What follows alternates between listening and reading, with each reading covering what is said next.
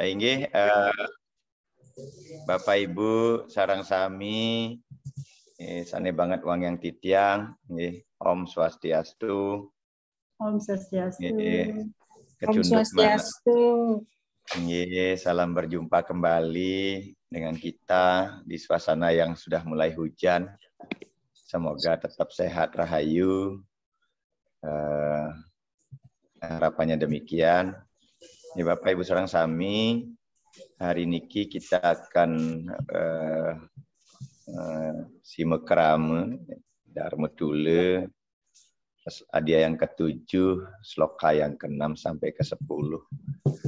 5 sloka ini berisi penegasan-penegasan yang disampaikan oleh Sri Krishna kepada Arjuna terkait dengan kemahakuasaan Tuhan itu sendiri. Nanti kita akan bahas satu persatu slokanya untuk dapat lebih memantapkan bahwa Hindu memiliki sumber rujukan sastra tentang kemahakuasaan Tuhan yang sangat berlimpah. Baik Bapak Ibu sareng sami, seperti biasa mari kita awali kegiatan kita dengan berdoa seperti biasa. Nggih, durus kawitin.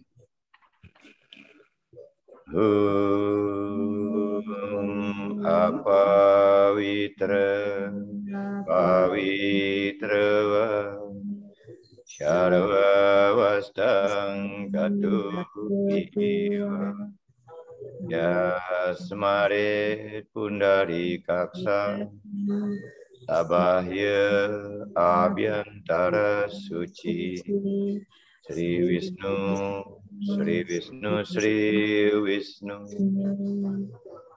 Om Tatsat iti Srimad Bhagavad Gita Upanishadssu Brahma Vidyaya Yoga Sastre Sri Krishna Arjuna Samwadi.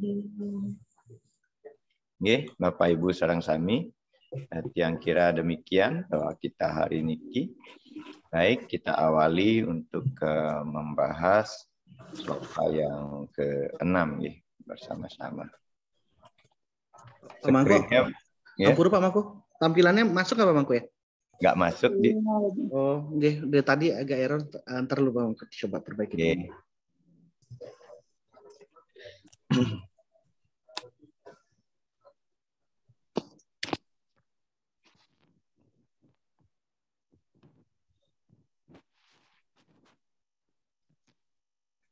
Itu yang PDF, Ji? Bukan? Dan yang PPT? Di saya kelihatan. Di awalnya kelihatan, di next-nya nggak kelihatan. Dewa juga pakai 2 HP juga kelihatan, jadi ketahui kalau nggak kelihatan. Oh, oke. Belum masuk ke Pak Mangku ya? Belum. Presentasinya enggak? Oke, coba pakai yang PDF, teman.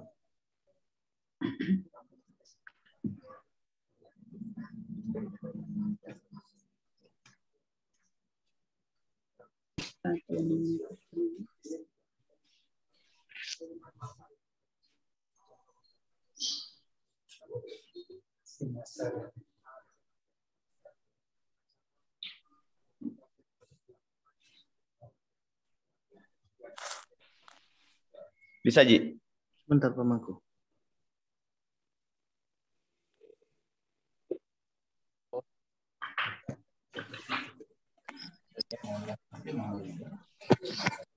Baratus antara gini. Aing.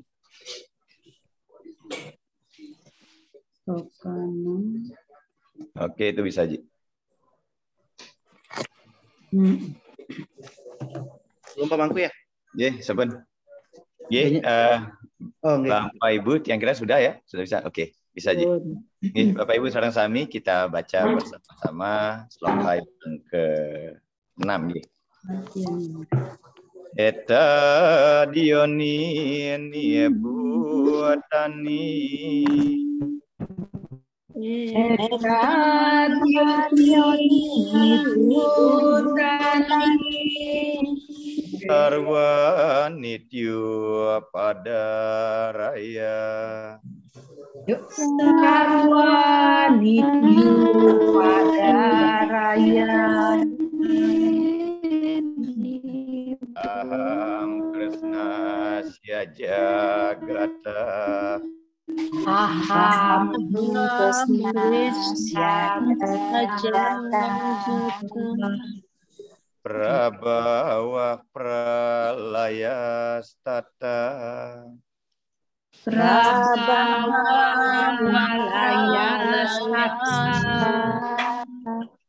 Etad yonini bhutani.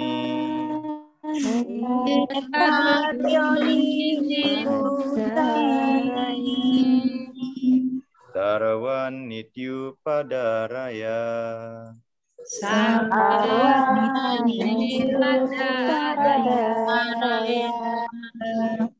Aham Krishna Jagata.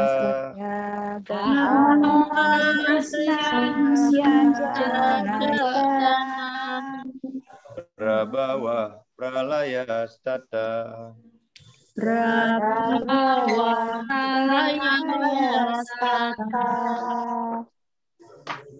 Yang terjemahannya, ketahuilah wahai Arjuna bahwa semua makhluk hidup dan seluruh kandungan unsurnya ini berasal dari alamku.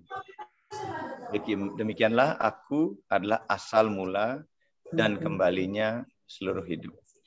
Bapak Ibu sareng sami, jadi sloka ini kembali menegaskan kepada kita seperti diskusi-diskusi kita yang sebelumnya bahwa diri kita dan seluruh keberadaan yang ada di alam semesta ini bersumber dari Tuhan. Dan pada akhirnya semua memiliki cita-cita atau keinginan atau keharapan akan kembali kepada Tuhan. Dan pasti akan kembali kepada Tuhan. Jadi kita akhirnya mengenal konsep utpati, stiti, dan pralina. Jadi berawal dan kemudian akan berakhir kembali kepada Tuhan. Yang membedakan adalah jalan yang kita tempuh untuk mencapai beliau, jalan yang kita gunakan untuk mengekspresikan karunia beliau. Inilah yang akan nanti mengantarkan kita pada pencapaian-pencapaian yang kita harapkan. Jadi makhluk hidup ya adalah manifestasi dari dua energi. Jadi kita secara umum dinyatakan seperti itu, yaitu ada skala kelawan skala jasmani dan rohani. Ya. Atau di dalam agama disebut dengan jiwa sakti, yaitu energi jiwa yang hidup, ya. Atau atman kita sendiri. Dan maya, maya ini berarti prakrti. Di dalam adya yang kedua, ya, Bhagavad Gita ini kita sudah membahas ada istilah purusa dan prakrti. Purusa adalah aspek kesadaran dan prakrti adalah aspek badaniah. Di sini dijelaskan konsep itu kemudian disebut dengan jiwa sakti dan maya. Jadi maya inilah energi materi-materi yang bersifat sementara yang membentuk seluruh lapisan tubuh kita, pertiwi, apa, teja, bayu, dan akasa. Nah, di alam material ya semua kehidupan ini adalah kombinasi antara materi dan jiwa. Ya walaupun bisa jadi kita katakan dia makhluk mati. Ya, apalagi makhluk hidup baik eka pramana, dwi pramana maupun tri pramana. Eka pramana itu tumbuh-tumbuhan, dwi pramana itu hewan, dan tri pramana adalah manusia. Ya, materi dengan sendirinya adalah sesuatu yang tidak hidup atau tidak bernyawa. Dan jiwa adalah yang hidup, ya, tetapi dia membutuhkan pembawanya. Ya, oleh karena itu keduanya bersatu dan membentuk makhluk hidup. Kita pernah bahas di bab 2 ini bahwa jiwa sakti itu seperti orang yang melihat tetapi lumpuh, sedangkan maya atau prakrti itu seperti orang yang sehat tetapi buta. Nah, agar dia bisa menghasilkan suatu kehidupan, mereka akhirnya berevolusi atau difusi atau sinkritisme, menyatukan dirinya. Baru kemudian terbentuk kehidupan ini. Ini sudah kita bahas kemarin di bab 2. Jadi mohon ini disadari bahwa kehidupan kita ini seperti ini. Kita ini adalah makhluk kombinasi antara jiwa dan materi. Jadi itu sebabnya kita jangan hanya berhenti, oh saya ini adalah tubuh atau saya ini adalah badan. Jadi kita harus berjuang, kita harus terus-menerus ya membelajarkan diri agar kita memahami hakikat yang memberikan badan ini hidup atau yang menjadikan tubuh kita ini bisa bergerak. Itulah jiwa sakti. Nah, demikian pula seluruh ciptaan ya sesungguhnya adalah manifestasi dari energi Tuhan. Kemudian Tuhan yang Maha Esa ya melalui proses peleburan atau evolusinya ya kemudian menghasilkan 5 elemen kasar, kemudian bergabung menjadi elemen halus dari panca budi indriya, panca karmendriya, kemudian panca budi indriya, kemudian gabungan dari panca karmendriya dan panca budi indriya ini menghasilkan panca tanmatra. Nah, dari panca tanmatra ini kemudian bersentuhan dengan sadrasa, akhirnya menghasilkanlah panca mahabhuta. Dari panca mahabhuta ini kemudian berevolusi menghasilkan sukla dan swanita atau spermataswa dan ovum. Jadi begitu terus berkembang. Ya. Kenapa? Artinya ini perkembangan evolusi daripada kekuatan Tuhan Yang Maha Esa. Ya. Kemudian ketika dia bergabung ya dengan ahamkara ya dengan sifat alam semesta satwa rajas tamas, muncullah kemudian karakter baik, karakter dinamis dan karakter lambat atau tamasik. Nah, ketika ahamkara ini kembali menjadi mahat, ya, ketika ada devolusi, ada revolusi, ada peleburan, yang kembali menyatu, ya dia akan kembali menyatu dengan prakrti. Nah, prakrti ini kemudian bersemayam di dalam ya, tubuh, ya, kembali kepada alam Tuhan. Ya, yang itu kemudian di Bali ada istilah ngelingihang, di Merajan, di Rongklu dan lain sebagainya. Nah, semua jiwa Bapak Ibu Sarang Sami ini terikat, ya, terikat secara materi yang tidak dapat dibebaskan selama proses penciptaan itu ada. Ya, dia juga akan mengalami, ya, istilahnya dia akan mengalami siklus dari satu alam ke alam yang lain. Inilah yang disebut dengan alam-alam inilah yang kemudian disebut sebagai prabawa Tuhan atau tubuhnya Tuhan atau alamnya Tuhan. Apakah bur, apakah buah, apakah suah, apakah tapah, apakah janah, apakah suni loka. Itu tergantung daripada evolusi karma yang kita lakukan dalam kehidupan ini. Tentu alam-alam ini tidak seperti alam kita berwujud yang bisa kita lihat. Nah, itu masalahnya. Ini tentu memerlukan tingkat kesadaran yang lebih tinggi untuk memahami alam-alam ini. Apa itu alam bur, apa itu alam buah, apa itu alam buah, apa itu alam tapa, apa itu alam jana, apa itu alam sunyilo. Sampai menunggu pada proses kelahiran kita berikutnya dari alam-alam yang lain. Nah, ketika Tuhan memutuskan untuk menciptakan seluruh siklus kehidupan ini, jadi yang dimulai dari awal lagi, ya seperti yang dijelaskan pada sloka yang keempat kemudian kita bahas, ya. Jadi sebuah dunia baru akan muncul.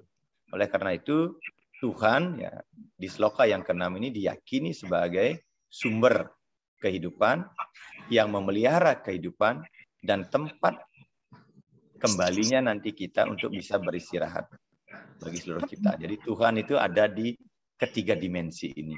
Makanya dalam bahasa Inggris Tuhan itu diterjemahkan menjadi God. Ya, God itu G-nya generate. Ya, tanpa disadari nih ya, God itu bahasa Inggrisnya G itu generate. Jadi yang menciptakan kita. Ya, O-nya operating. Jadi yang memelihara, yang merawat kita. D-nya itu destroy, yang akan menghancurkan atau mengembalikan kita kepada asal kita. Jadi nggak salah kenapa kok bahasa Inggrisnya Tuhan itu God itu. Jadi itu singkatan dari generate, operating, dan destroying. Makanya inilah yang kemudian diterjemahkan ke dalam bahasa Indonesia bahwa Tuhan dalam hal ini itu pencipta, pemelihara, dan perusak. Nah, begitu bahasanya. Padahal bukan perusak. Tapi destroy dalam hal ini adalah pemeralina, pengembali kepada unsurnya. Akhirnya banyaklah buku-buku terbit menjadi tidak enak didengar bahwa dewa-dewa agama Hindu itu dewa Siwa lah dewa perusak karena diterjemahkan dari kata destroyer gitu. Nah, ini mohon dipahami ya. Padahal maksudnya itu adalah pralina. Tiang kira nih ke penjelasan Tiang dengan tentang sloka yang ke-6. Baik, Bapak Ibu kita lanjutkan sloka yang ke-7. Sloka yang ke-7 kita bacakan bersama-sama. Mata para taram nyayat. Mata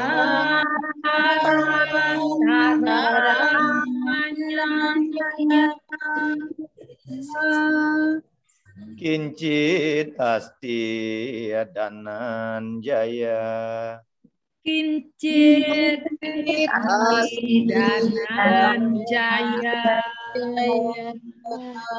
Maya sarwa midam protam.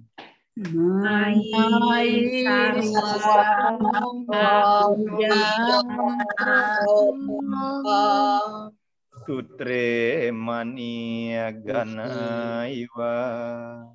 Sutre mani gana Mata para taram nyaya. mata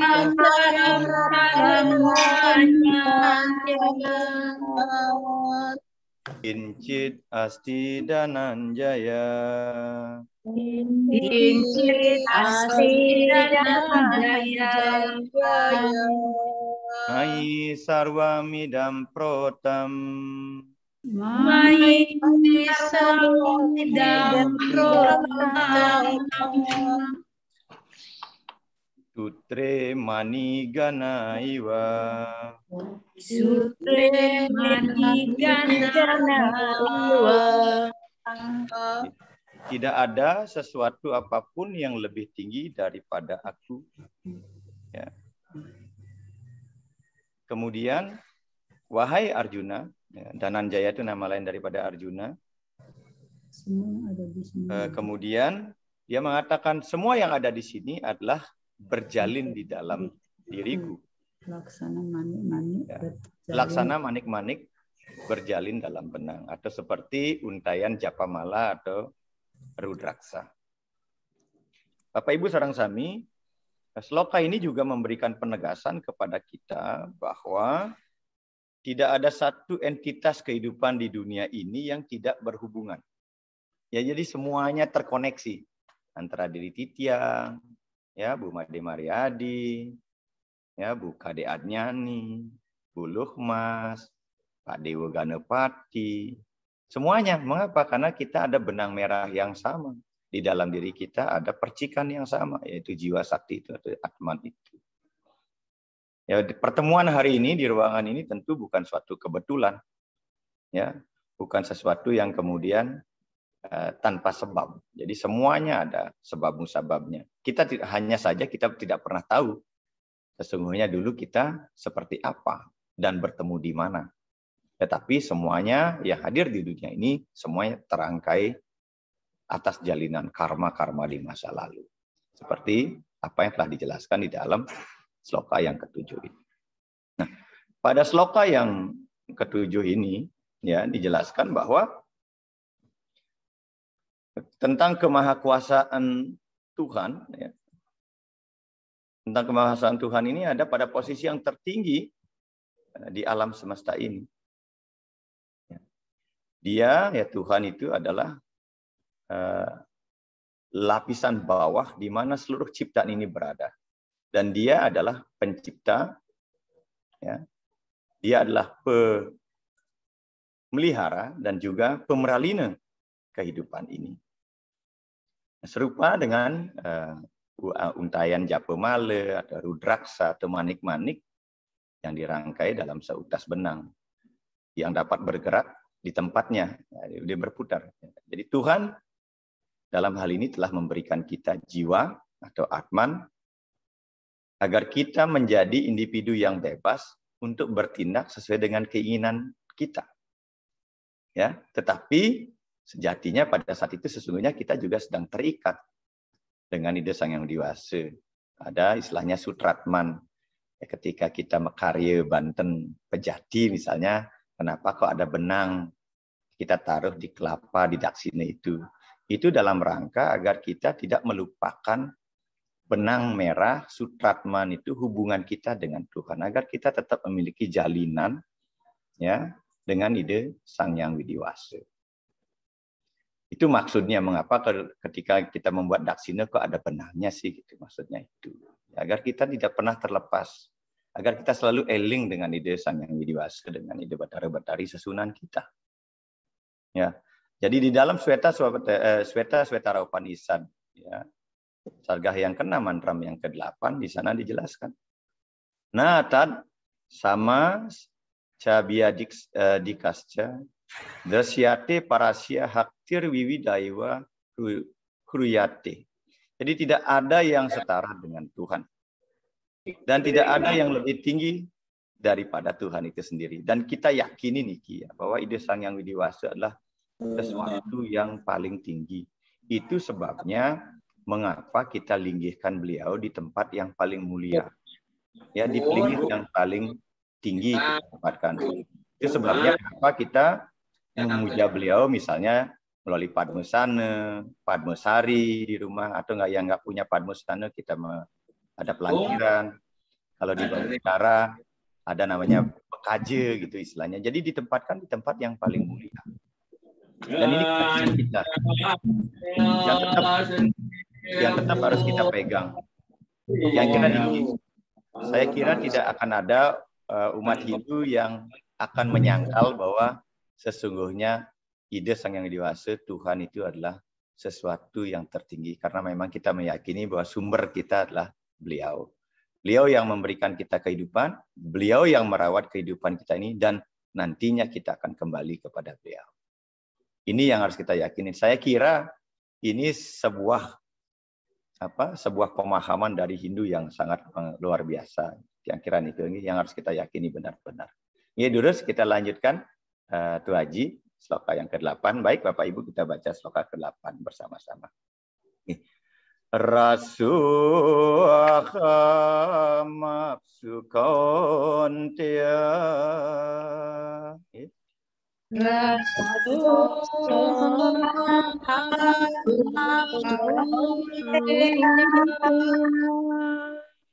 Prabasmisa si suryayo. Prabasmisa suryayo. Pranawaksarwa wedesu.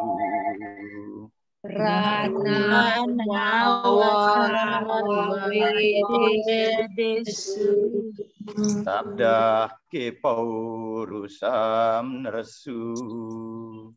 Sabda ke paurusam nersu. Raso ahamapsu kaunteya.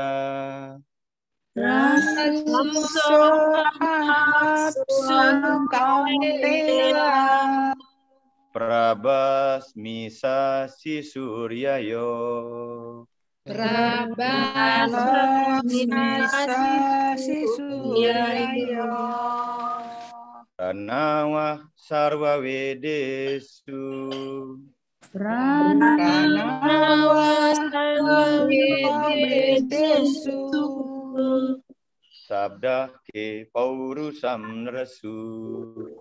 Sabda ke paurusam nersu. Jadi aku adalah rasa di dalam air. Ya.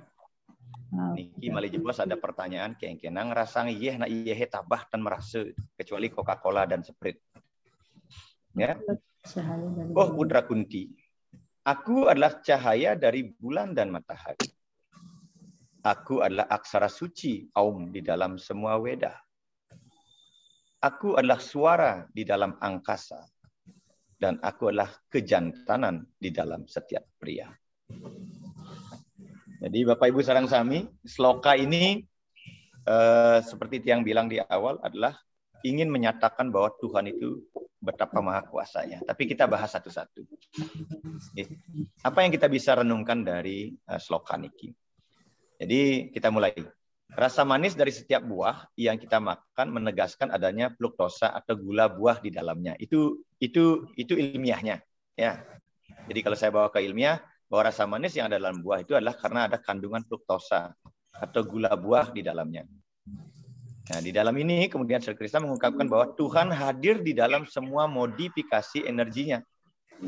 Karena beliau adalah Beliau adalah rasa dari air. Itu ada ikut nggak? Bapak saya kalau ikut biar beliau mengatakan bahwa di sloka tadi mengatakan bahwa beliau adalah rasa dari semua air. Dia mengatakan Tuhanlah rasa dalam air. Apa artinya ini? Ya, air kan hampir tidak memiliki rasa sendiri. Namun bentuk materi ya, lain dari padatan ini, api dan gas membutuhkan cairan untuk membawa rasanya. Saya contohkan begini. Kalau ibu meletakkan sesuatu yang sifatnya padat di lidah, ya, permen itu misalnya, tidak langsung bisa kita rasakan manisnya sebelum disentuh oleh air liur kita. Kalau kering dia nggak ada rasanya. Coba aja nanti contohkan. Coba aja taruh buah, ya, letakkan di lidah. Ya, sebelum dia disentuh oleh air liur kita, dia tidak ada rasanya. Jadi rasa inilah yang kemudian disebut sebagai kekuatan dari Tuhan hadir pada air itu. Ya. Apakah kita akan mendapatkan rasa kalau kita menyentuhkan sesuatu yang kering di lidah kita? Tentu tidak. Hanya ketika air liur di mulut kita melarutkan sebagian dari padatan itu, ya, kita mulai mendapatkan rasa seperti yang dirasakan oleh indera pada lidah kita. Jadi makanya dikatakan dalam sloka ini, aku adalah rasa dalam air. Jadi beliaunya ada dalam air. Padahal air itu nggak berasa, tapi beliau ada di dalamnya sebagai saripati daripada sarinya air. Nah, dengan cara yang sama, akasa juga demikian. Ruang itu bertindak sebagai pijakan suara. Coba kalau kita mau ngomong, mingkem itu, kan nggak keluar suara kita. Hanya suara itu akan ada gema ketika ada ruang di dalamnya. Ya, kalau tidak ada ruangan, tidak ada akase, maka suara itu tidak akan bisa muncul. Ya, jadi ketika ada, misalnya kita mingkem dikit, tidak akan bisa muncul suara. Ketika kita membuka mulut, baru suara. Ketika ada ruang, baru akan memunculkan suara. Ya, bahasa yang berbeda terbentuk karena modifikasi suara ini. Jadi karena ada ruang. Jadi akasa ini akan menimbulkan suara. Nah, kemudian lagi pula siapa yang bisa memisahkan rasa dari air ini? Tidak ada. Siapa yang akan bisa memisahkan gula ya dengan air itu? Inilah sebabnya kemudian dalam sloka ini Krishna mengatakan bahwa Tuhan adalah rasa dalam air. Ini adalah sifat intrinsik air untuk membawa rasa semua zat. Tanpa air tidak akan ada rasa. Jadi yang menciptakan rasa itu adalah air. Jadi tanpa air, rasa itu tidak akan ada. Demikian juga tanpa ruang, maka suara itu tidak akan ada. Tanpa ruang. Nah, Krishna juga mengatakan bahwa Tuhan adalah asal dari semuanya. Karena suara di ruang angkasa adalah energinya. Ya, Tuhan juga dikatakan sebagai suku kata yang pertama, yang paling penting dalam mantra Weda. Itu sebabnya setiap mantra-mantra kita, pemujaan kita selalu diawali dengan Om. Ya, di dalam nanti ada kalau nggak salah 10 berapa Bu Made yang Giram Asmi Eka Aksaram. Jadi di antara aksara aku adalah Om. Jadi Tuhan ini adalah suaranya adalah aksara suci Om. Jadi aksara pertama itu sebabnya doa-doa kita diawali dengan Om. Apapun. Ya. Karena Om ini adalah simbolisasi dari tadi pencipta, pemelihara dan pelebur. A-nya itu Om itu berasal dari suku kata ke konsonan A, kayak A itu agni, api, U-nya itu udaka, M-nya itu marut. Jadi kombinasi antara api, udara dan api, air dan udara inilah yang akan menghasilkan kehidupan. Akan menghasilkan energi, akan menghasilkan kekuatan. Matahari dan bulan mendapatkan pancaran dari ide Sang Hyang Diwasa. Makanya agama Hindu ada yang bertanya sebenarnya kita memuja matahari apa memuja surya gitu. Jadi dewa daripada matahari kan surya. Jadi sebenarnya agama Hindu bukan menyembah mataharinya, tetapi memuja yang memberikan energi pada matahari itu, yaitu Surya atau Aditya. Ya. Bahkan untuk semua kemampuan yang terwujud dalam diri manusia, dia adalah sumber energi tertinggi. Ya, kita bilang sebagai jiwatman atau sebagai atman. Ini biar gak salah nanti, Hindu menyembah matahari atau Hindu menyembah pohon. Jadi kita bukan menyembah pohonnya, tetapi energi yang memberikan kehidupan pada pohon itu, yang kita sebut sebagai stawana. Ya, pada saat tumpak landep, pada saat tumpak uye, bukan manusianya memuja memuja hewan, ya, tetapi adalah menghormati energi, ya, beliau yang menyebabkan makhluk hewan itu hidup, yaitu kita sebut sebagai janggama. Jadi dari sloka 8 ini, Bapak Ibu Sarang Sami, kembali ditegaskan ya memang kita harus meyakini bahwa Tuhan itu ya segala-galanya. Makanya di dalam terjemahan-terjemahan Tuhan diberikanlah sifat-sifat yaitu Asta Aiswarya. Tuhan yang paling maha besar, maha ringan, maha tahu, kan itu kan, maha kecil, maha besar, maha kuasa, dan lain sebagainya. Dan itu kita sadari dalam pelajaran-pelajaran agama sudah dijelaskan seperti itu. Bahkan beliau memiliki 4 kekuatan besar yang disebut dengan Sadhu Sakti. Kan? Inilah yang harus kita yakini sebagai umat Hindu. Jadi kalau kita memiliki pemahaman ini, saya yakin ya kita tidak akan mencari keyakinan di tempat yang lain, karena ini sudah dijelaskan dengan sangat mudah dan sangat gamblang oleh sastra kita. Itu yang kira nih ya, kita lanjut ke Haji yang ke-9. Ya, sloka ke-9. Ya, ini lagi beliau jadi sangat lebih spesifik lagi. Ya. Punyo ganda pratiwyam ca. Ya. Punyo ganda pratiwyam ca. Tejas jasmi wibawasau.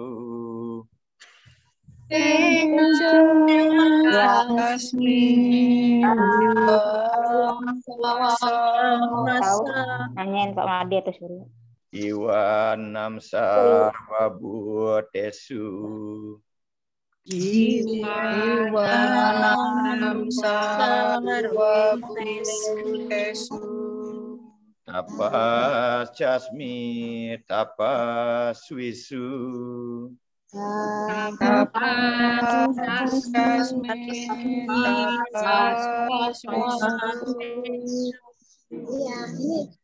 Punyo ganda pratiwyam ca.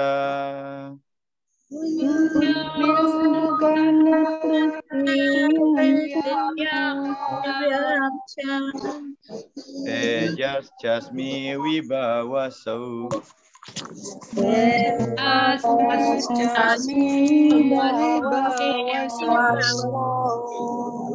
Iwanam sarwa butesu.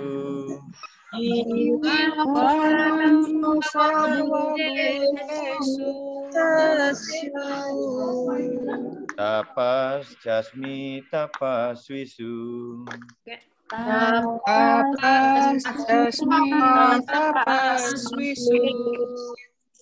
Aku adalah wangi yang murni dari bumi dan cahaya dalam api. Aku adalah kehidupan dalam semua yang ada dan tapa dari semua perkara yang ada. Oke, Bapak Ibu Sarang Sami, ini sloka yang lebih spesifik lagi, bahwa beliau tidak saja ada di sesuatu yang kelihatannya besar di matahari, di ruang angkasa, ya, tapi juga ada pada sesuatu yang sangat kecil. Kelanjutan dari sloka sebelumnya, dalam hal ini kemudian dinyatakan bahwa Tuhan adalah sumber terpenting dari segala sesuatu yang ada. Jadi tidak ada sesuatu di dunia ini yang tanpa Tuhan.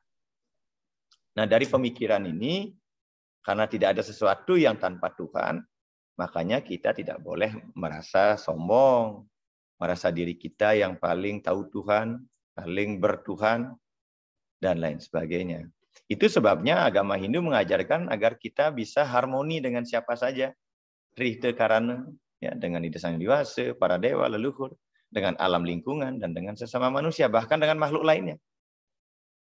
Jadi seluruh alam semesta adalah perpanjangan dari kemuliaan beliau. Di bumi, Tuhan adalah kekuatan di balik yang tidak hidup dan yang hidup. Ya, makanya dikatakan baik yang hidup maupun yang tidak hidup, Tuhan ada di sana. Tuhan adalah aroma bumi yang lembut dan murni dan pancaran nyala api yang terang. Jadi siapa yang pernah ya pergi ke suatu daerah tiba-tiba bisa mencium bahwa tanah itu wangi sekali. Ada tanah ampo gitu misalnya kalau di Bali, wangi sekali. Atau kadang-kadang ada tanahnya yang memang bau. Jadi karena tanah itu juga hidup, bumi kita ini hidup. Kalau bumi ini hidup, pertiwi ini tidak hidup, dia tidak akan bisa menumbuhkan pohon yang atau biji padi yang kita letakkan di sana. Jadi karena dia seperti ibu kita. Jadi jangan mengatakan bahwa bumi ini tidak hidup. Dia juga hidup. Makanya segala sesuatu yang diletakkan di tanah bisa tumbuh, bisa hidup. Bahkan juga bisa terurai. Dan dia adalah nyala api yang terang.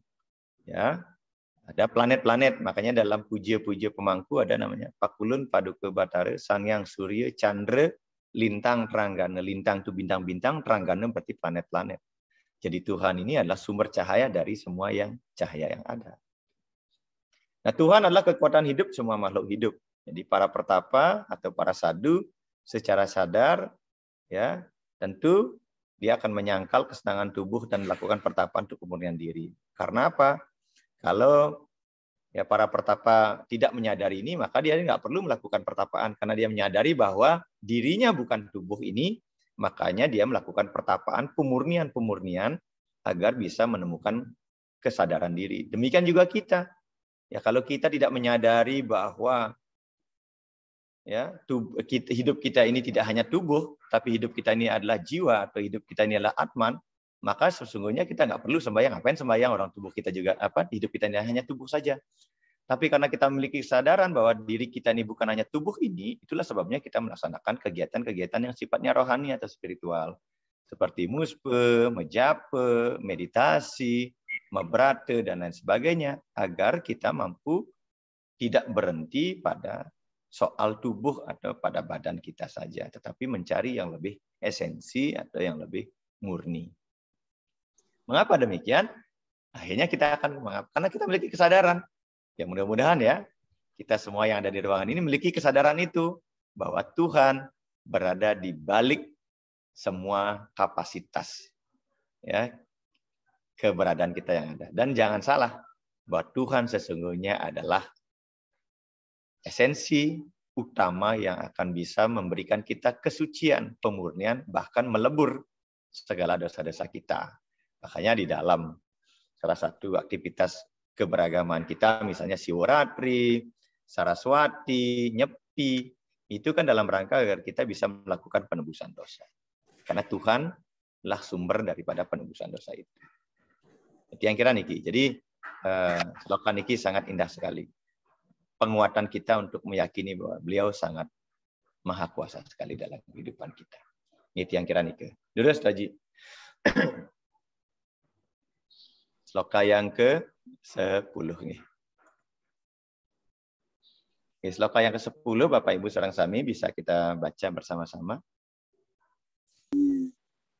Sampun kelihatan di sana? Belum ya? Belum.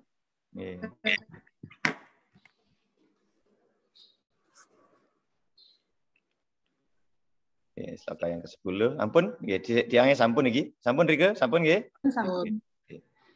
Bijamam sarwa butanam.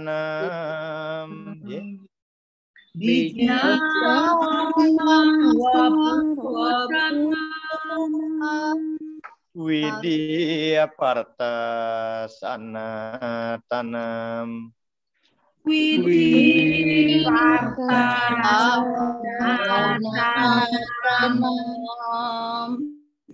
Budir. Mana nih? Yang kok hilang? Lewat. Terganggu nih. Ketutup. Udah. Yang masih tutup. Budir, budi, mata, masmi. Budir, mata, masmi. Tejas, tejas, winamaha. Tejas,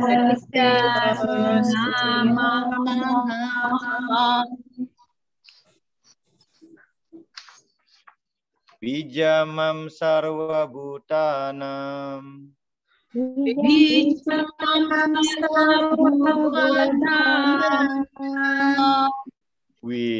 parta sanatanam.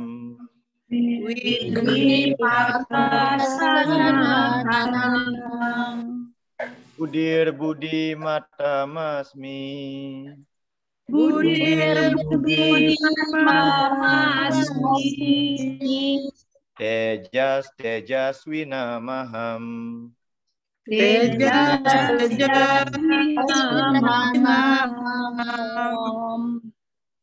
Ketahuilah, wahai Partha, atau Arjuna, aku adalah benih yang kekal dari semua makhluk.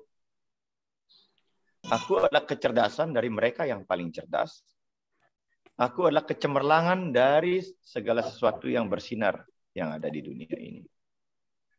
Ini Bapak Ibu sareng sami, sloka niki memberikan kita juga pengetahuan ya kaitannya dengan hukum karma pala ya, sebab akibat. Bahwa jadi setiap sebab adalah benih dari akibat. Jadi kita selalu mengatakan bahwa apa yang kita lakukan itulah hasilnya. Ini juga harus bisa dibalik bahwa apa yang ada saat ini itu disebabkan oleh sesuatu yang sudah kita lakukan sebelumnya. Jadi jangan sampai pernah berpikir bahwa apa yang kita lakukan hari ini akan berbuah. Tetapi sesungguhnya apa yang kita dapatkan hari ini sesungguhnya adalah akibat dari perbuatan kita yang sebelumnya. Jadi misalnya lautan. Jadi adalah benih dari awan. Ya, lautan itu benih dari awan. Jadi ketika awan itu pagi-pagi menguap dia, kan gitu kan, akan menghasilkan awan. Awan ini berkumpul akan menghasilkan hujan. Dari hujan maka akan muncul tumbuh-tumbuhan. Dari tumbuh-tumbuhan akan ada buah, ada kehidupan, manusia bisa hidup, kemudian manusia melakukan iadnya. Iadnya ini digunakan untuk agar alam sejahtera. Jadi siklusnya akan seperti itu. Jadi Tuhan ini menjadi benih daripada kehidupan. Memang nggak kelihatan kalau nggak diceritakan seperti itu. Masa sih benar Tuhan ini menjadi sumber segala ciptaan? Nah, kalau kita rinci lebih detail, jadi Tuhan menjadi benihnya, seperti lautan menjadi benih munculnya awan, awan menjadi benih munculnya hujan, hujan menjadi benih yang adanya kehidupan di bumi, kemudian tumbuhan menjadi benih kehidupan ini ada. Ya, apa yang kita manusia bisa hidup dan manusia adalah menjadi benih munculnya iadnya dan iadnya menjadi benih munculnya kehidupan yang lain. Alam ini juga hidup. Jadi seperti itu prosesnya. Nah demikian pula dalam hal ini Sri Krishna akhirnya menjelaskan bahwa Tuhan adalah penyebab atau benih abadi dari mana semua makhluk ini bermanifestasi. Jadi kita bisa berkembang, kita bisa berevolusi menjadi apa, dan karma-karma kita ini akan menghasilkan kehidupan yang lain. Itu maksudnya. Termasuk ya buta kala yang mengganggu, yang sering mengganggu kita itu sesungguhnya berasal dari apa yang kita lakukan. Saya pernah menulis bahwa buta kala yang ada dalam kehidupan di sekitar kehidupan kita itu bersumber dari limbah. Limbah pikiran, limbah perkataan, dan limbah perbuatan kita. Inilah yang kemudian menyentuh pertiwi, menyentuh bumi, kemudian oleh bumi dirawat, dipelihara, muncullah kemudian anasir-anasir negatif yang ada di sekitar kita. Jadi jangan pernah berpikir bahwa buta kala ini sesuatu yang tidak bersumber dari apa yang kita lakukan. Di setiap ya pikiran yang negatif, pikiran perkataan yang tidak bagus dan perilaku yang tidak bagus itu akan menjadi buta kala, menjadi hal-hal yang tidak baik dalam kehidupan kita. Jadi kita juga harus pernah berpikir bahwa mengapa ya beberapa orang lebih cerdas dari orang lainnya? Mengapa mereka memiliki kecemerlangan yang lebih besar dalam pemikiran tentang gagasan-gagasan mereka? Ya, jadi satu-satunya penjelasan untuk ini adalah karena semua yang ada adalah manifestasi dari energi Tuhan. Kualitas luar biasa yang terlihat pada orang-orang yang luar biasa seperti itu hanya dapat terjadi karena karunia Tuhan, karena warunugraha dari Ide Sang Dewasa. Jadi ketika kita berbuat kebaikan, Tuhan akan melimpahkan kebaikan yang luar biasa kepada kita. Jadi seperti itu. Walaupun kemudian kita kenal itu sebagai hukum karma pala atau sebab akibat. Tetapi yang menjadi sumber sebab akibat itu adalah Ide Sang Yang Dewasa. Beliau adalah sumber pertama dari hukum yang ada di dunia ini. Nah, seperti yang telah disebutkan dalam sloka ini, jadi Tuhan merupakan kekuatan yang sangat halus, kekuatan yang halus ya, yang berada di balik segala sesuatu yang cerdas atau yang paling mulia. Ya, seperti hari ini misalnya Tuan Haji Dewa Putra kalau memiliki kecerdasan rata-rata di atas orang lain, itu sesungguhnya karena usaha yang Haji Dewa lakukan melalui karma-karmanya, dan kemudian atas itulah kemudian Tuhan memberikan karunia kecerdasan yang lebih kepada Haji Dewa dibandingkan dengan kita-kita yang ada di ruangan ini. Nah, dia membuat pikiran mereka menjadi lebih analitis, menjadi pemikiran yang lebih cemerlang. Jadi saya kira ini. Jadi makanya itu sebabnya kita perlu juga ya memohon anugerah Tuhan agar kita bisa lebih cerdas. Makanya ada Hari Saraswati, kita memohon kecerdasan. Ya, ada Tumpak Landap Pasupati agar kecerdasan kita semakin bermanfaat, berdaya guna. Kemudian ada Tumpak Wayang agar kecerdasan kita bisa kita ekspresikan menjadi berbagai macam guna, entah guna kesenian dan lain sebagainya. Itu maksudnya seperti itu. Lanjut Haji, dua slide lagi kalau salah. Jadi Bapak Ibu sareng sami, apa yang kita bisa renungkan dari 5 sloka ini? Saya mengutip apa yang disampaikan di dalam Vedanta, ada istilah Wiswa Wirat Swarupa. Di semua kenampakan yang ada di dunia ini adalah perwujudan kosmik dari Tuhan. Atau dalam bahasa filsafatnya, dalam filsafat panteisme, ya, panteisme itu dikatakan, kita kenal istilahnya God is all is God. Sarwa prani hitangkara. Jadi Tuhan sesungguhnya apa yang ada, segala hal yang ada di dunia ini. Kita dalam Puja Trisani sudah ada seperti itu. Sarwa prani hitangkara. Tuhan adalah segala sesuatu yang ada di dunia ini. Sesungguhnya orang tua kita di Bali, leluhur kita sudah memahami konsep filsafat ini, filsafat panteisme atau Wiswa Wirat Swarupa ini dengan istilah God is all is God. Bapak Ibu sareng sami, saya walaupun salah ketik ya, saya ketik itu good is all, mestinya itu God is all is God. Jadi saya mungkin kelebihan O itu. Suksema sudah diingatkan, jadi saya salah ketik nih. Jadi artinya God is all is God. Jadi semua adalah Tuhan, ya. Tuhan adalah segala-galanya dan segala-galanya adalah Tuhan. Tetapi pemikiran ini tentu tidak serta-merta kita harus maknai secara dangkal. Memang memerlukan kejernihan kita untuk memahami Tuhan itu sebagai segala-galanya. Kalau kita berbicara dengan anak-anak, ya tentu pemikiran ini belum sampai kalau kita tidak jelaskan dengan bahasa-bahasa yang lebih sederhana. Ini Bapak Ibu sareng sami, saya kira demikian 5 sloka sudah kita bahas hari ini.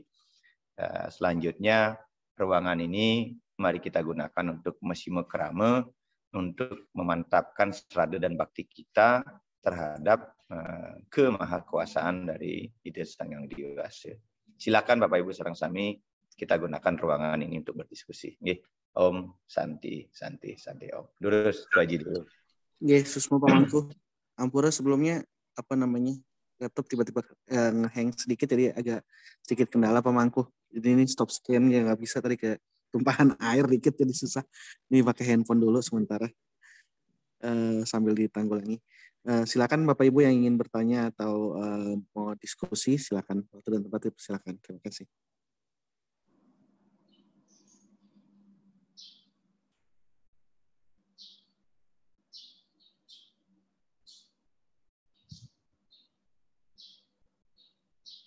Terus ibu-ibu sareng sami, nggih. Cire mantan dados. Ngenten, mangde hidup ini diskusinya.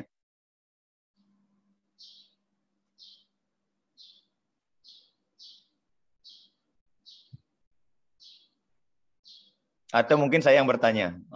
Ini. Kalau dari 5 sloka tadi, ada nggak di antara kita yang kemudian masih memiliki keraguan-raguan? Nah, ini kan perlu keraguan-raguan terhadap kemahaan dari Sang Yang Widi Wasi. Ada nggak pernah punya pengalaman kemudian kita mengalami kondisi seperti itu? Tidak percaya dengan kemahaan Tuhan, gitu, misalnya seperti itu. Karena mengalami sesuatu yang menurut mungkin akal pikiran kita tidak masuk akal. Terus sebentar yang lainnya.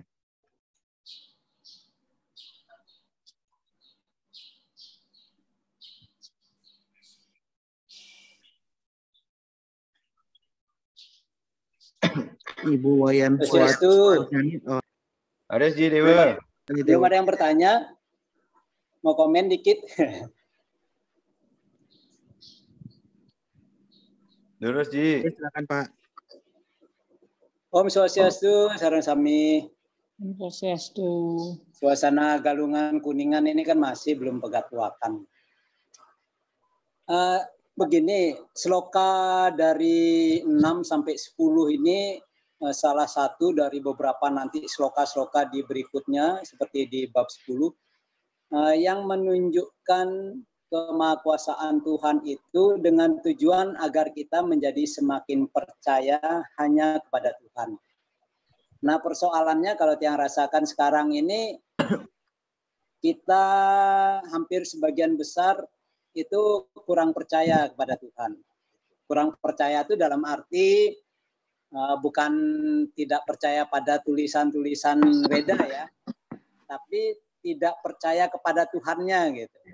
Sehingga kita lebih sering itu mengandalkan apapun yang kita tidak mampu itu kepada hal lain selain Tuhan. Nah, di Bhagavad Gita ini akan banyak hal membantu kita untuk menjadi semakin yakin terhadap Tuhan dan membiarkan Tuhan yang membantu kita untuk tujuan utama kita lahir sebagai manusia. Nah, ini yang mungkin perlu diingat-ingat nanti ketika kita melangkah memahami sloka-sloka yang terus akan dipaparkan oleh Pak Mangku Danu gitu. Nah, tanpa fokus ke sana, kita nanti akan terjebak pada hal-hal yang memang hanya semata-mata untuk kepentingan diri kita saja. Gitu. Nanti kita tidak akan mau gitu karena yang bisa membantu kita nanti kembali kepada Tuhan atau mencapai moksa itu ya yang punya, yang menciptakan kita. Jadi makhluk-makhluk lain, kalau tadi dikatakan ada buta kala ciptaan dari pikiran kita, banyak kok makhluk lain yang tidak berwujud manusia di alam-alam lain gitu. Bahkan di planet lain yang di alam kita juga ada banyak makhluk gitu. Hanya karena keterbatasan pikiran kita itu memang tak mampu menjangkau yang seperti itu, apalagi menjangkau tentang Tuhan. Jadi kepercayaan kepada Tuhan itu memang harus dibangun agar menjadi absolut gitu. Nah, untuk menjadi absolut itu memang harus kita bangun terus gitu kepercayaan itu dari hal-hal yang paling sepele sampai nanti paling krusial gitu. Nah, kita bisa lihat di keseharian kita itu kadang kita lebih berterima kasih kepada orang yang membawakan suatu pemberian dibandingkan dengan siapa yang memiliki pemberian itu. Itu nggak bisa dipungkiri, sangat sering kita lihat. Jadi kita sering berterima kasih kepada yayasan atau apa ya, kalau ada korban bencana itu kan ada orang-orang yang membantu menyampaikan dana punya dari orang-orang lain gitu. Nah, orang-orang itu sering lebih berterima kasih kepada orang yang nganterinnya gitu. Tapi lupa siapa sebenarnya yang memberikan dana-dana itu. Bahkan kalau di kehidupan ini siapa sebenarnya menciptakan alam ini. Mungkin itu aja sementara. Suksemo sareng sami Swastiastu. Yang Swastiastu itu Haji, matur suksema sudah menegaskan ya tentang beliau sesungguhnya gitu. Kian durus Bu Wayan Suwatnyani, durus Bu Wayan. Terima kasih ya. Nah, terima panganjali kami. Umat Om Swastiastu. Om Swastiastu, durus Bu Wayan. Yang terhormat Jero Mangku Bapak Wayan Sudarme, Niki Tiang perkenalkan diri Tiang, Wayan Swadnyani dari Kota Bogor. Nah, kebetulan pertama kali ini yang ikut karena dapat link dari WHDI, Sekretaris WHDI Kota Bogor. Nah, dari bab 1 sampai bab 6 sama sekali yang belum ikut. Baru bab ke-7 sloka 6 sampai 10 baru yang ikut. Nah, mohon maaf jika pertanyaan-pertanyaan saya secara pribadi karena baru pertama kali ikut, mohon maaf ada kalau kekurangan-kekurangan. Nah, adapun pertanyaan saya di sini dengan mendengarkan Srimad Bhagavad Gita bab 7, seorang akan merasakan telinganya dipenuhi oleh amarta rohani. Nah, di sini saya bingung amarta rohani itu bagaimana maksudnya. Yang kedua, setiap orang yang mendengarkan sloka ini akan terbebaskan dari semua reaksi dosa. Nah, itu 2 pertanyaan Niki, mudah-mudahan bisa ada pencerahan dari Pak Mangku sehingga saya secara pribadi paham. Terima kasih. Saya akhiri dengan Om Santi Santi Santi Om. Oke, untuk semua Ibu Wayan, ini pertanyaan yang sangat menarik dan tentunya menjadi pertanyaan kita semua juga, ya. Apakah benar gitu? Jadi kita dengan mendengarkan, membaca. Jadi logikanya sih seperti niki, Ibu nih, Nuna Sampura, pengen banget. Ya mudah-mudahan nanti Ibu tetap bisa bergabung. Setiap minggu kita ada diskusi online seperti niki yang difasilitasi oleh Bu Giri dari Kemenkrab, dari Kementerian Pariwisata dan Ekonomi Kreatif Republik Indonesia.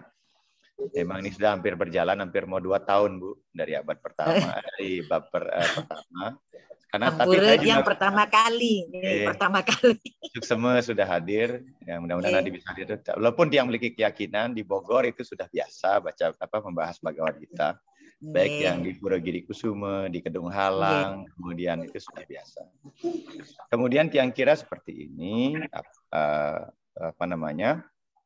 pemahaman kita logika, bahwa di dalam diri kita ada indria-indria, ya ada 10 indria, paling tidak ada 9 lubang, yaitu 9 lubang, yang niki juga sangat berkontribusi kepada kualitas kehidupan kita. Saya contohkan sederhana, apa yang kita lihat itu akan mempengaruhi sistem kerja pikiran. Apa yang kita ucapkan akan mempengaruhi sistem kerja pikiran. Demikian juga apa yang kita makan, tangan yang kita lakukan. Demikian juga apa yang kita dengar tentu juga akan mempengaruhi kualitas pemikiran kita. Saya contohkan sederhana.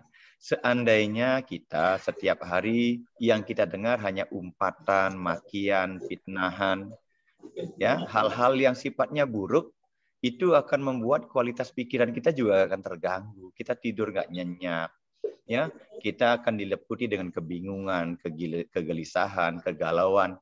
Bahkan bisa-bisa kita terseret menjadi orang-orang yang juga akhirnya memiliki perilaku suka membicarakan keburukan orang lain, kelemahan orang lain, dan lain sebagainya. Nah, itu pertama. Yang kedua, karena pikiran kita, cara makan pikiran kita adalah dari apa yang kita lakukan, dari apa yang kita lihat, dari apa yang kita ucapkan, dari apa yang kita dengar. Nah, dalam sistem kerja pikiran kita, pikiran hanya akan mampu meresapkan atau mencerap atau menerima sesuatu itu satu hal, ya, tidak bisa bersamaan. Misalnya tidak telinga kita walaupun 2, tapi di waktu yang bersamaan dia hanya mampu mendengar satu hal, walaupun mungkin ada berurutan, tetapi kita tidak mungkin menerima 2 informasi yang berbeda di waktu yang sama. Jadi ketika kita mendengarkan pembabaran dharma, apapun namanya, dharma wacana atau dharma tula, mendengarkan orang membaca kitab suci, membaca wirama, kekawin, sloka, apapun namanya. Karena yang dibaca itu adalah sesuatu yang sifatnya baik, yang sifatnya mulia, itu ya. Maka dia juga akan mampu mempengaruhi pikiran kita sehingga di saat yang sama, misalnya gini, kalau saat ini kita sedang mendengarkan sloka Bhagavad Gita, kan tidak mungkin telinga kita mendengarkan gosip gitu. Pasti kita akan mendengarkan kebaikan. Nah, apa yang kita dengar, kebaikan-kebaikan yang kita dengar inilah yang akan mampu mempengaruhi sistem kerja pikiran kita. Dan kalau kita renungkan apa yang diwajahkan di dalam Sarasa Muscaya, bahwa karma baik itu akan mampu menghancurkan reaksi-reaksi karma buruk. Maka mendengarkan kebaikan, mendengarkan kebenaran, mendengarkan wejangan-wejangan kebijaksanaan juga adalah merupakan salah satu terapi bagi kita untuk mampu mengeliminasi bahkan menghancurkan reaksi-reaksi dari karma buruk kita. Pasti Bu. Jadi membaca kitab suci itu sama, membaca, mendengarkan itu sama seperti sabun mandi yang akan mampu membersihkan diri kita dari anasir-anasir yang tidak baik. Jadi logikanya seperti itu. Makanya di dalam ajaran Nawa Wida Bhakti ya ada 9 bentuk bakti yang bisa kita lakukan di zaman Kali Yuga niki. Bunyi slokanya demikian. Srawanam kirtanam Wisnu Smaranam padasevanam Arcanam wandanam dasyam ya Akyanam atmani widanam. Jadi ada salah satunya srawanam. Sera itu seru, mendengar. Jadi kitab suci kita pertama itu seruti. Jadi kitab yang didengarkan oleh maharsi kita. Jadi orang yang sering mendengarkan wajangan-wajangan kerohanian, srawanam, maka dia akan memiliki semaranam. Semaranam itu daya ingat yang kuat. Jadi makanya kitab suci kita namanya Smrti. Jadi itu maksudnya logikanya seperti itu Bu. Jadi karena kita tidak mungkin mendengarkan sesuatu yang bertentangan di waktu yang bersamaan. Jadi makanya nanti di dalam Bhagavad Gita ini di akhir bab, di bab 18 nanti akan ada sloka yang menjelaskan bahwa walaupun kita mendengarkan separuh saja percakapan ini dengan penuh bakti dan tidak mencelanya, maka kita akan bisa mencapai kehidupan rohani yang tertinggi. Di dalam sloka yang lain juga dikatakan demikian. Ya. Jadi bahwa pengetahuan suci ini seperti api, ya, seperti laksana api yang mampu membakar kayu bakar menjadi abu. Jadi demikian juga pengetahuan suci Weda itu adalah merupakan api yang akan mampu membakar reaksi-reaksi karma. Jadi slokanya bunyinya demikian. Ya taidamsi samidognir basmasat kurute Arjuna. Wahai Arjuna, laksana api yang akan membakar kayu bakar menjadi abu. Ya. Jenana ageni sarwa karmani, demikian pula pengetahuan suci Weda, Bas masat kurute tata akan mampu membakar reaksi-reaksi karma buruk kita. Itu kitab suci Bu. Nah kitab suci bisa dengan cara membacanya atau dengan cara mendengarnya. Jadi siang kira demikian penjelasan Titiang. Ya setengkara, semoga kita yang hari ini mendiskusikannya, membacanya, dan mendengarkan bersama-sama, semoga adalah menjadi obat buat kita, menjadi sabun buat kita, agar karma-karma buruk kita bisa terkikis, ya bisa tereliminasi, sehingga nanti kita hadir menjadi pribadi-pribadi yang lebih bijaksana. Kira-kira nih Ibu Wayan. Cukseme Bapak Mangku atas penjelasannya, mudah-mudahan tidak bosan kalau nanti yang banyak bertanya. Terima kasih. Sami-sami Ibu. Tidur semetan yang lain.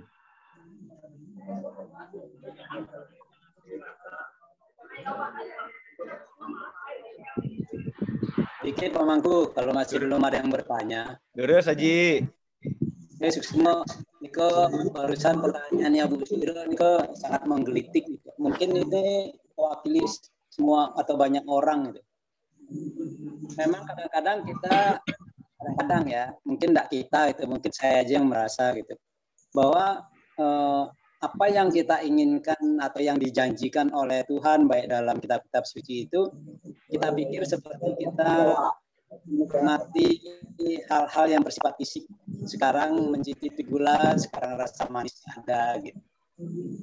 Nah, terutama di Bhagavad Gita ini kan pelajaran bukan buat pikiran kita semata, tapi juga jiwa kita yang di dalam gitu. Sehingga kesadarannya memang butuh tidak aja kesadaran otak kita. Kita butuh bisa sadar sebagai jiwa, bisa sadar sebagai roh untuk bisa memahami lebih dalam dari Bhagavad Gita ini. nggak bisa dipungkiri. Karena saya sudah baca berkali-kali dan juga banyak lihat orang-orang yang berdiskusi tentang Bhagavad Gita. Itu memang ada diantaranya, walaupun tidak banyak, mungkin banyak yang diem gitu ya. Itu memahami semata-mata dari kecerdasan pikirannya. Nah, kalau dia punya latar belakang yang banyak tentang pengetahuan agama, jadi seru. Ungkapannya, pemahamannya tuh jadi seru gitu. Namun seberapa dalam dia bisa memahami isi dari Bhagavad Gita. Nah, ini mau nggak mau nanti akan dialami sendiri seiring dengan peningkatan kesadarannya. Peningkatan kesadaran itu tidak hanya di otak saja, tapi betul-betul sadar pada bagian-bagian yang memang menggunakan tubuh fisik kita. Jadi kan otak kita sebagai motor dan pikiran kita sebagai pemilahnya, itu nanti juga akan dipengaruhi oleh jiwa yang memang kesadarannya itu juga dirasakan oleh yang bersangkutan.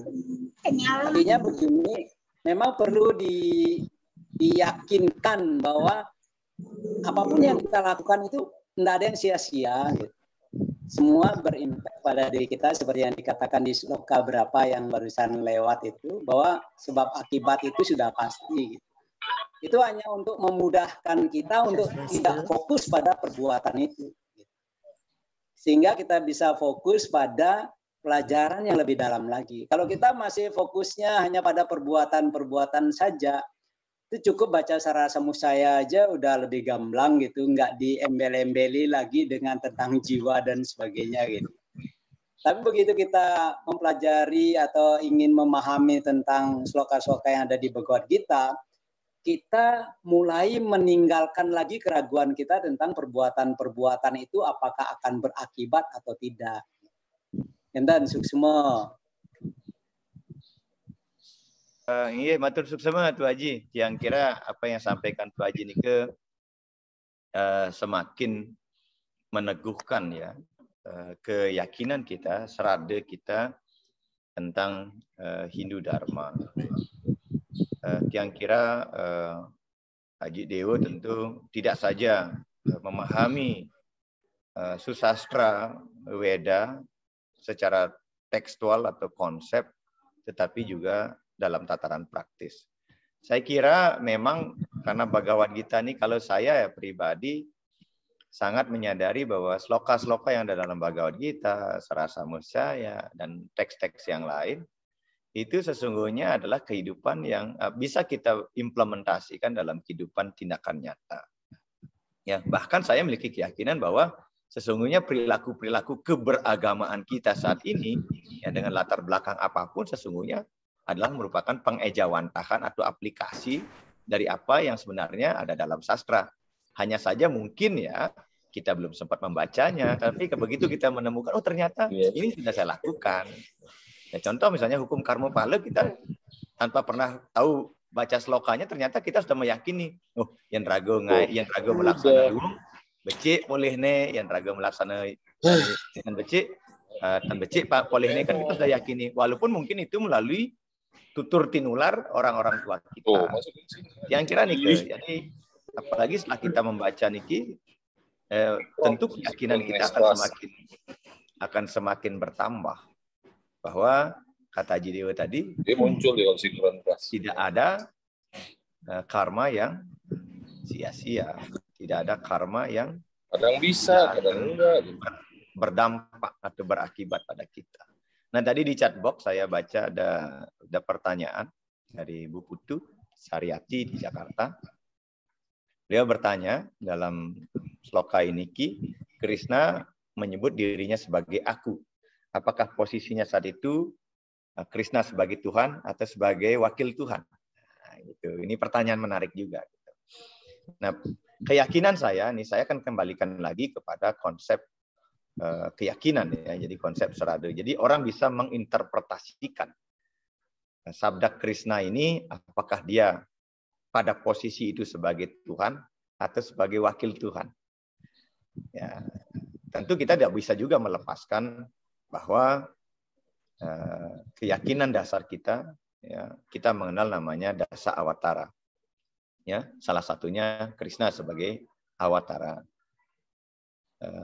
Hindu di dalam Hindu. Saya secara rohani, secara pribadi nih ya, kalau lihat dari kacamata spiritual kan tadi sudah kita bahas bahwa tidak ada sesuatu di dunia ini yang bukan Tuhan. Kan itu.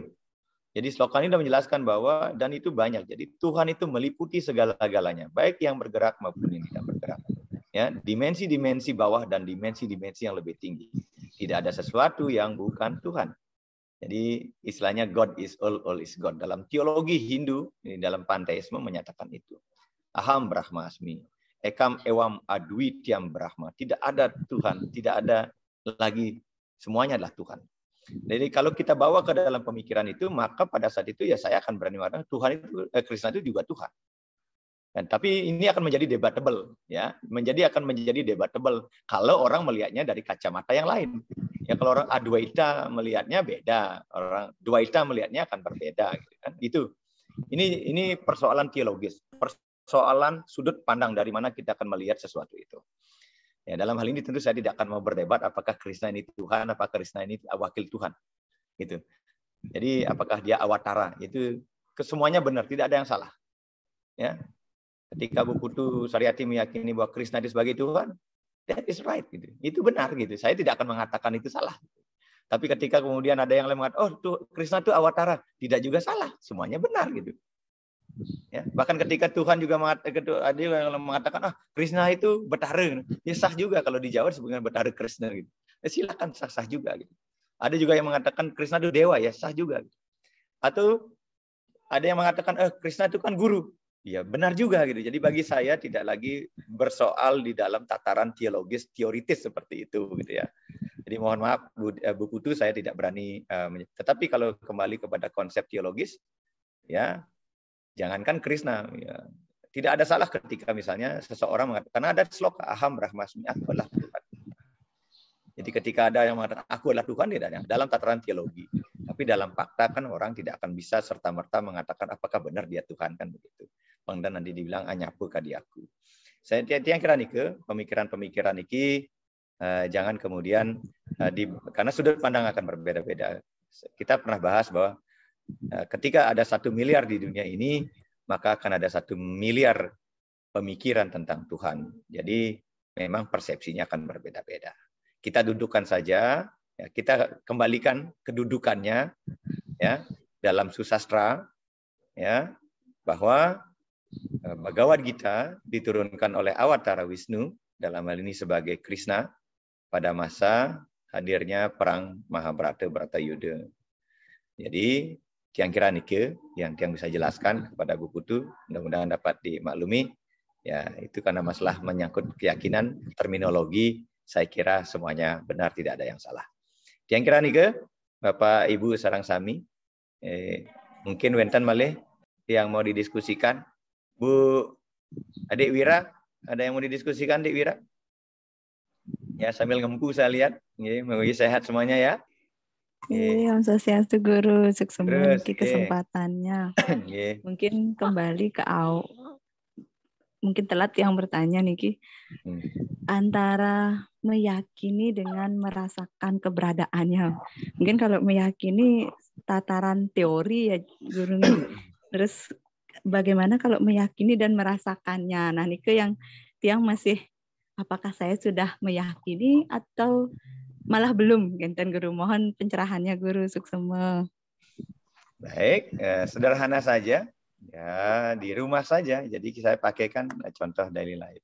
Kita meyakini gula itu manis. Yakin ya, enggak ada kan orang bilang gula itu pahit. Nah, keyakinan itu akan bertambah kemudian kalau kita mencicipinya. Oh, ternyata gula ini benar-benar manis. Manis menurut ukuran kita tentu akan berbeda manis menurut ukuran orang lain. Tetapi paling tidak kita sudah mengalami, ternyata yang disebut dengan manis itu adalah seperti ini. Karena saya mengalaminya. Meyakini Tuhan juga demikian. Saya yakin Tuhan itu ada. Lalu bagaimana? Yang mana disebut dengan mengalami saya sedang bersama Tuhan? Sederhananya sekali adalah, ya, hari ini saya masih bisa bicara. Ya, saya sedang bersama Tuhan. Jadi Tuhan sedang menggerakkan sehingga saya bisa bicara. Nah, apakah kemudian kita meyakini bahwa ketika saya bicara itu adalah Tuhan sedang menggerakkan tubuh saya? Nah, itu lain lagi ceritanya. Ketika itu diyakini bahwa saya bisa berbicara karena digerakkan oleh Tuhan. Saya bisa berkarma karena digerakkan oleh Tuhan. Berarti kita sudah mengalaminya. Tapi kalau itu kita nggak miliki, wah ini kan badan saya, ini kan otot-otot saya saja yang bergerak. Maka sesungguhnya walaupun kita yakin Tuhan itu ada, tapi ketika kita tidak meyakini bahwa apa yang kita alami adalah sebenarnya kita sedang bersama Tuhan, ya tentu kita belum mengalaminya. Jadi antara keyakinan dan mengalami itu sama dengan ketika kita membicarakan mana sih oksigen, mana udara. Ya. Jadi itu suatu sama kayak tadi. Bagaimana caranya merasakan air? Apa benar air itu berasa? Kecuali kalau kita tidak menyentuhkannya di lidah. Jadi meyakini bahwa air itu punya rasa adalah ketika kita sudah sentuhkan dia di lidah. Jadi sama seperti itu. Jadi saya yakin, ya, saya memiliki keyakinan Adik Wira sudah mengalaminya. Cuman kan tidak bisa kemudian memperbalkan, saya sudah mengalami Tuhan, nanti akan dicerca gitu. Kengken caranya mengalami Tuhan. Ya, karena itu ada di dalam. Makanya kita pernah bahas, diskusikan. Buddha juga, beberapa kali saya ulang Niki. Jadi ketika Buddha mencapai nirwana, mencapai kebudaannya. Beliau sadar dari pertapaannya, dari meditasinya, ditanya oleh orang-orang yang ada mengerubungi beliau pada saat itu. Ditanya, Buddha, apakah engkau sudah apa itu nirwana? Pertanyaan murid-muridnya, apa itu nirwana? Murid-muridnya percaya bahwa ada nirwana itu, ada moksa itu ada. Kemudian dia bertanya kepada Buddha, karena diyakini Buddha ini sudah mencapai nirwana. Buddha, apa itu nirwana? Sampai 3 kali ya orang-orang itu bertanya kepada Buddha, apa itu nirwana? Pertanyaan yang ketiga akhirnya beliau jawab, bagaimana aku bisa bercerita tentang nirwana kalau engkau sendiri tidak mengalaminya? Nah, ketika orang itu mengalami nirwana, dia juga ditanya, bagaimana nirwana? Maka akan muncul pertanyaan, aku tidak bisa berbicara tentang nirwana kepada orang yang tidak pernah mengalaminya. Jadi mengalami Tuhan itu setelah itu kemudian kita akan kehilangan kata-kata untuk menjelaskannya. Bagaimana pengalaman saya tentang Tuhan? Mungkin ada yang mengatakan, oh, bulu kuduk saya merinding. Kemudian tubuh saya merasa melayang-layang. Oh, saya melihat sinar, saya mendengar suara. Bisa jadi. Bisa akan ada tak terhingga jawaban ketika kita mendescribe tentang mengalami dengan Tuhan. Jadi pengalaman yang paling dekat ketika kita mengalami Tuhan adalah seperti ketika Dek Wira sedang menyusui putrinya. Itulah kita sedang mengalami bahwa Tuhan hadir pada saya melalui anak itu. Jadi mengalami diri sebagai Tuhan adalah ketika kita sedang menimang anak kita. Jadi seperti itulah ketika kita mengalami diri kita sedang ditimang oleh Tuhan. Nyaman sekali. Gimana rasa nyaman itu nggak bisa diceritakan. Jadi kira-kira seperti itu. Jadi sama seperti kita sedang menderita, kemudian kita sedang mengalami dengan Tuhan, kemudian kita merasa nyaman, tenang, damai. Seperti bayi kita yang tadinya menangis, kemudian kita ambil, kita taruh di pangkuan, seketika bayi itu akan tidak menangis lagi. Seperti itulah kita sedang mengalami dengan Tuhan. Yang kira nikah, Dek Wira? Ya, yuk. Jadi Anda sudah bersama Tuhan. Ya, yakin ini ke Anda sudah sedang bersama Tuhan. Bersama Guru. Ini pemangku Ampura Dewa ada acara juga, jadi mungkin diskusinya bisa dicukupkan sampai sini, pemangku nggih. Ampura. Mungkin Bapak Ibu tadi yang baru bergabung bisa gabung di Zoom. Di grup WA kita. Untuk Bapak Ibu yang lainnya yang ingin melihat rekaman sebelumnya juga ada di YouTube, bisa dilihat, tadi sudah tulis di kolom chat.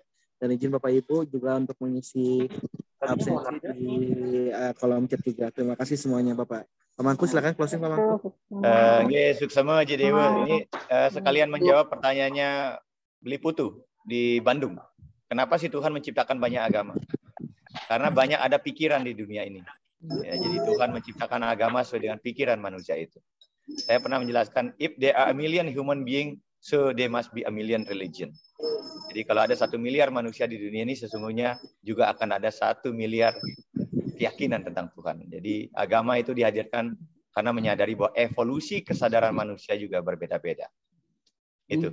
Jadi ada yang ekstrovert, ada yang introvert gitu. Ada yang bakti, ada yang karma, ada yang jenana, dan ada yang raja. Jadi sehingga agama dihadirkan juga berbeda-beda kepada Tuhan.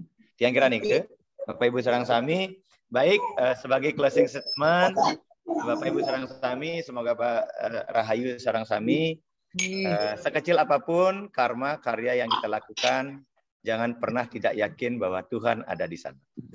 Ya. Bahkan saya bilang bahwa ketika kita duduk berdua di tempat yang sepi, berbicara berbisik-bisik, ada aku di sana sebagai saksi yang ketiga. Maksudnya ada Tuhan di sana sebagai saksi yang ketiga. Bukan ada setan di sebelahnya ya, tapi ada Tuhan yang ada di sana bersama kita. Yang kira nih ke salam rahayu buat semuanya. Nggih, matur suwun. Semuanya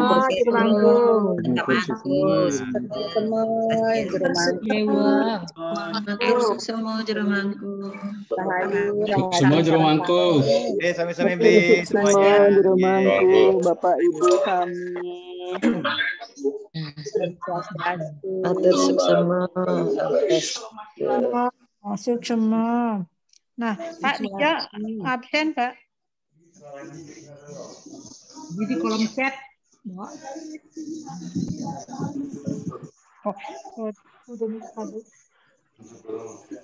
Ya.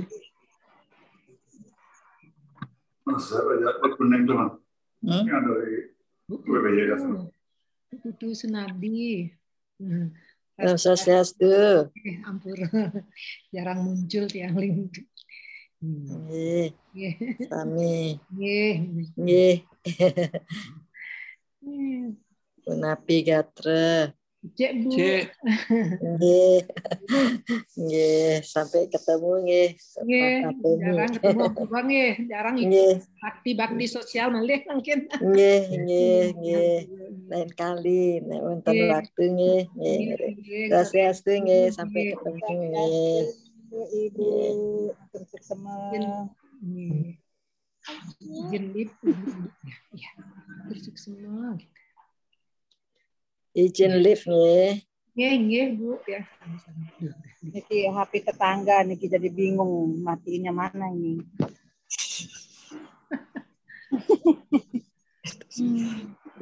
Bukan HP sendiri jadi bingung deh. Dan bingung Bunda. Nah, ini. Aduh. Jangan buka kartu, Bu ah. Buka kartu dibilang. Beneran Niki, aduh ya ampun. Intinya udah ya. Dadah Bu ini.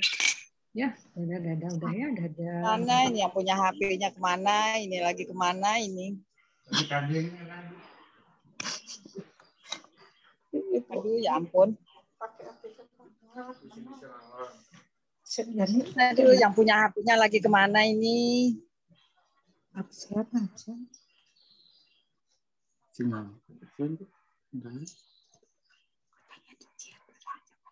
Aduh, Bu Chandra teh kemana sih ini?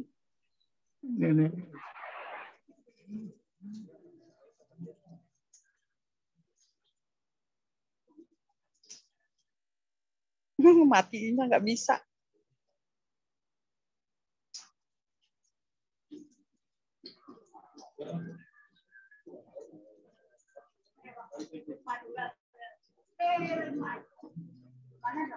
Aduh, ya ampun. Gimana sih Bu Jatuh teh? Ampure niki yang punya HP lagi. Ibu ampura tiang tutup nggih suksma. Iya, matur semua nih ke